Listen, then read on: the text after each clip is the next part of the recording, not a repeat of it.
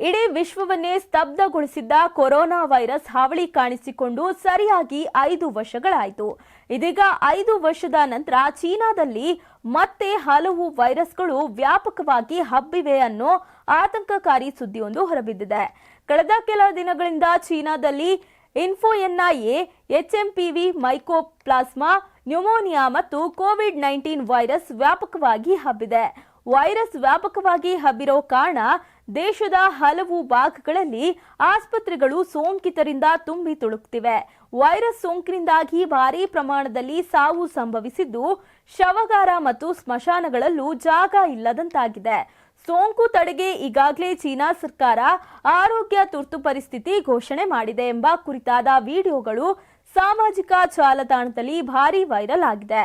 ಆದರೆ ಇಂಥ ಸುದ್ದಿಗಳ ಕುರಿತು ಇದುವರೆಗೂ ಚೀನಾ ಸರ್ಕಾರ ಯಾವುದೇ ಪ್ರತಿಕ್ರಿಯೆ ನೀಡಿಲ್ಲ. ಜೊತೆಗೆ ಇದನ್ನ ನಿರಾಕರಿಸಿಯೂ ಇಲ್ಲ.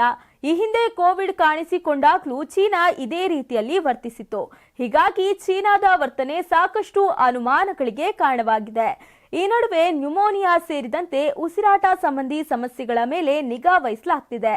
ಕೊರೋನಾ ಸಂದರ್ಭದಲ್ಲಿ ಉಂಟಾದ ಅವ್ಯವಸ್ಥೆಯ ಪರಿಸ್ಥಿತಿ ಮತ್ತೆ ನಿರ್ಮಾಣವಾಗುವುದನ್ನು ತಡೆಯುವ ಸಲುವಾಗಿ ಸೂಕ್ತ ಮಾರ್ಗಸೂಚಿ ರಚಿಸೋಕೆ ಸಿದ್ಧತೆ ನಡೆದಿದೆ.